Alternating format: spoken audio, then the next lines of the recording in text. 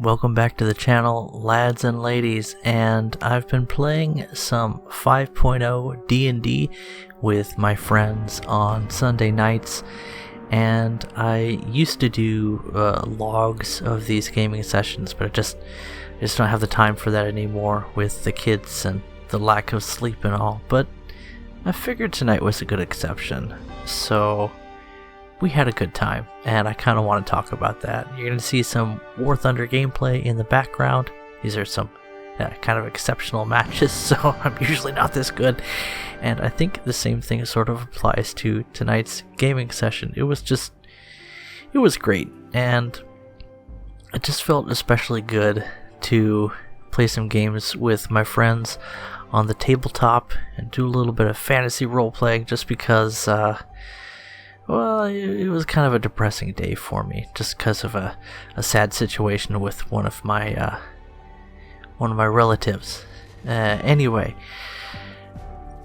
I showed up, and after a bit of just hanging out and being actual friends, because we love each other's company.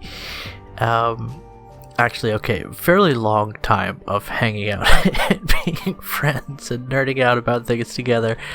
We got down to catching up to where we left off with last week's gaming session, which found us a party of, 4 plus 1. We have my character, Francis the Chattiator, a sorcerer who often forgets that he's supposed to be casting spells and likes to do stupid stuff in all kinds of situations. He's something of a Chad, if you will.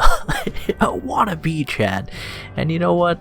Lately things just haven't been working out super well for him, which explains why there is a fallen Aasimar Oathbreaker along to babysit us and make sure that we do something kind of shady in the process of our adventure today. But things will even out for the balance and all. I'm sure we're going to do some good in the process as well, because we're going into a dragon's lair, and we're also supposed to be cleaning out an infestation of kobolds.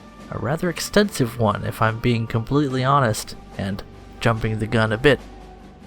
But we have... let me finish talking about the party. So we have Ariza, the bad Aasimar, who is absolutely the kind of dangerous, darky, edgy paladin that you really don't want to piss off. But you know what?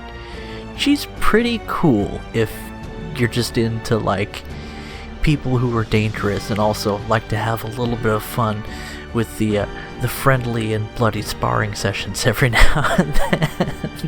I tried out my polymorph spell. She beat the ever-loving tar out of me, and it was great. You recover a lot of HP on a full rest. Anyway, there's Francis, there's Ariza, our babysitter sent to us by devils, and there to keep us on task, which I think David has realized that we need someone to keep us on task. I don't know why. Actually, you're probably going to hear why. There is the druid, who's played by another person at the table, and she is always very unimpressed with the kind of harebrained schemes that Francis comes up with. But I mean, he's just a busy guy. He's got a big, beautiful imagination. Not a lot of solid problem-solving skills to back it up, but I digress. I tend to do that. It's late. There is also a monk who shines more as the party chef than he has in specifically unhanded combat stuff, because I mean, there's just more to life than breaking rocks with your fists, am I right? He's a cool guy, just great person to play games with, because he also pays attention to the people at the table. He's a people person for sure. And his character and Francis get along swimmingly, which is just great. I mean, I've been mostly getting along with the other party members. It's not like he's... Well, I'd say he's not obnoxious, but I can't really make that statement. That's sort of somebody else's assessment to make. But I made a pretty big mistake a while back, and it got us in some hot water with some devils. But I'm the only one whose soul is on the line. So anyway, let's move things along. Like I said, there's a lot to this campaign that I haven't shared with you all because, I mean, it just takes too much time. But we're in a deep and complex web of shit that I've got the party into. And we are fighting our way out of it, one dead kobold at a time. There's also our fighter, good time to mention him, who does a fantastic job of dishing out damage and staying mostly quiet for most of the rest of the time. If you hear him talk, you need to listen, because he might be telling you that you're getting on his nerves, and that's not a good idea. Especially with the insane amounts of damage he can dish out with his enchanted, what is it, a naginata or something like that. Anyway, it's one of those sword on a stick kind of deals that you just don't want to get on the receiving end of that amount of pain in a 5.0 fighter's hands. It's nasty.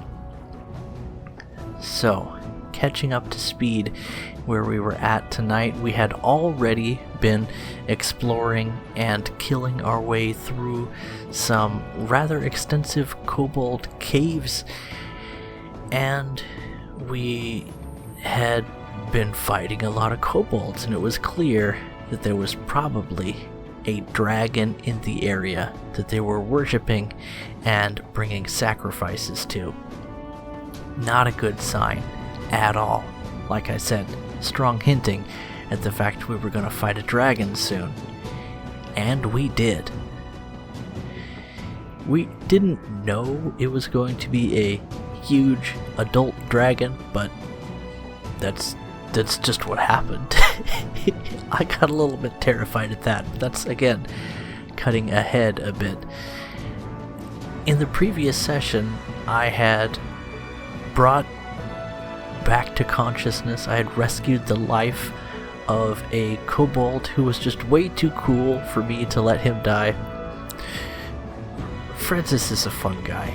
He's just got a lot of respect for people that have a lot of moxie and pluck and, you know, a scorpion on a stick. So I saved the life of this kobold by giving him my only health potion, and then I really tried to convince him to make good decisions and come with us if he wanted to live.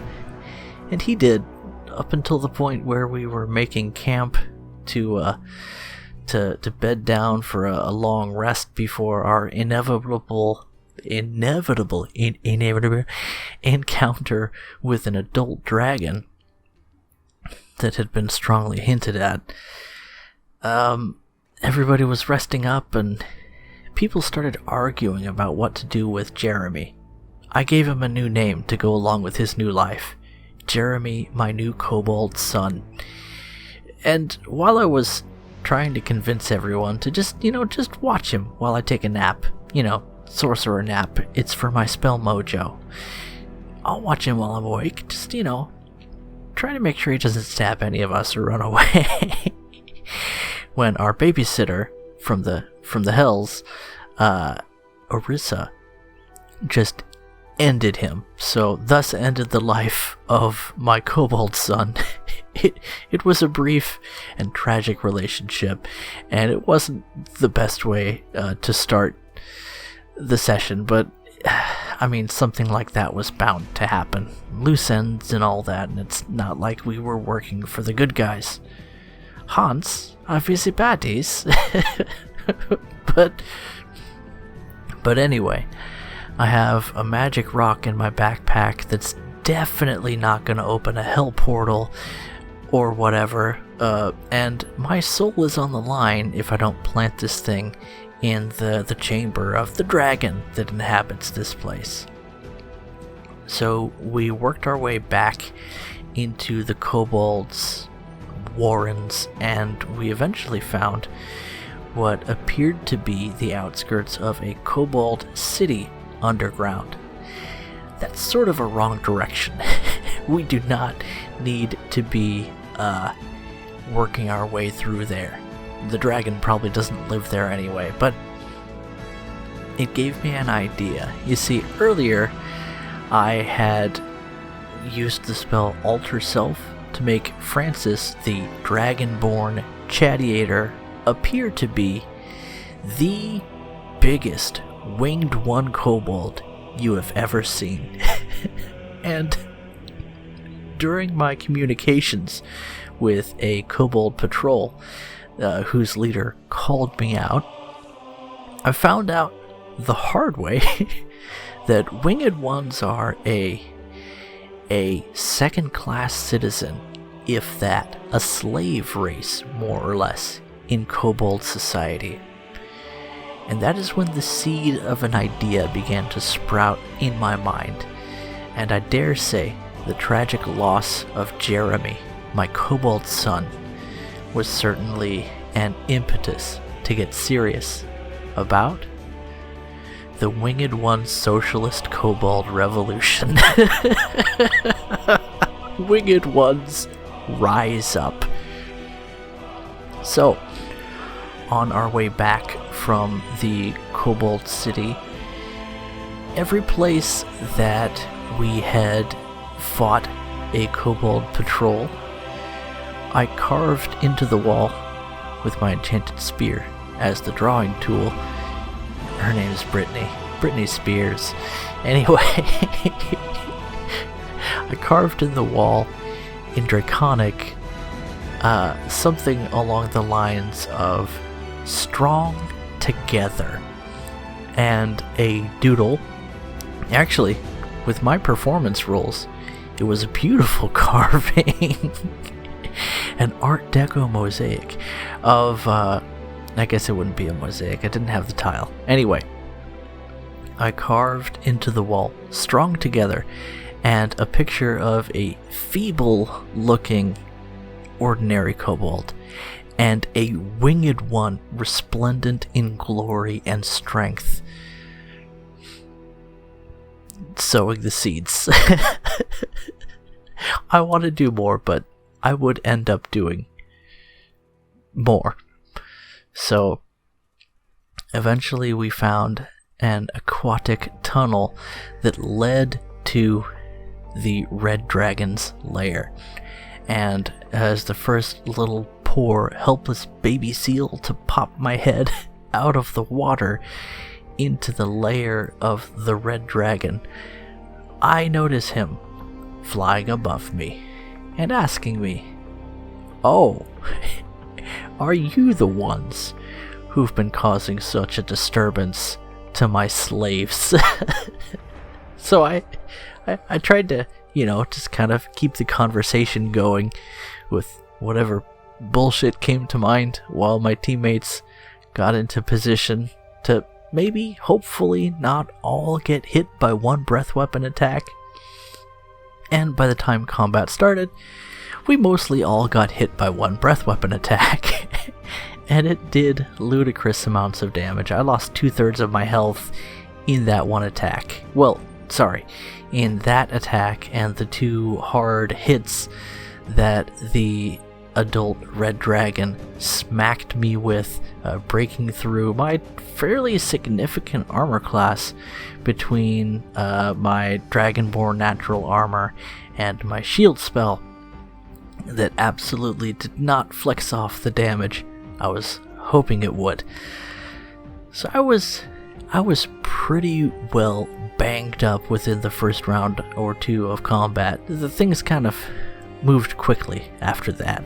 There was a lot of blood in my eyes, but my friends ended up dishing out a stupendous amount of damage.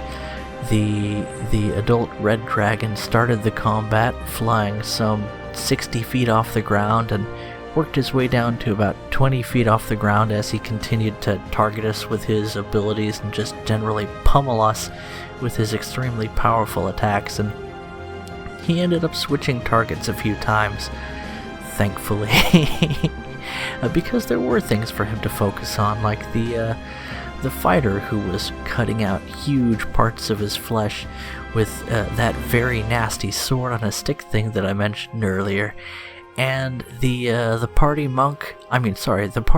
chef / monk who I had polymorphed into a giant ape. I guess I'd seen just enough of King Kong to do my best impersonation with the polymorph spell, and he was dishing out some good damage with his ape-like mitts as well, and he even, in a stroke of pure genius that saved all of our lives, rolled very high on a grapple check. And in 5e, grapple is a little bit simpler and a little bit less devastating, I guess, or constricting, but it's effective at bringing a low-flying dragon down to melee range.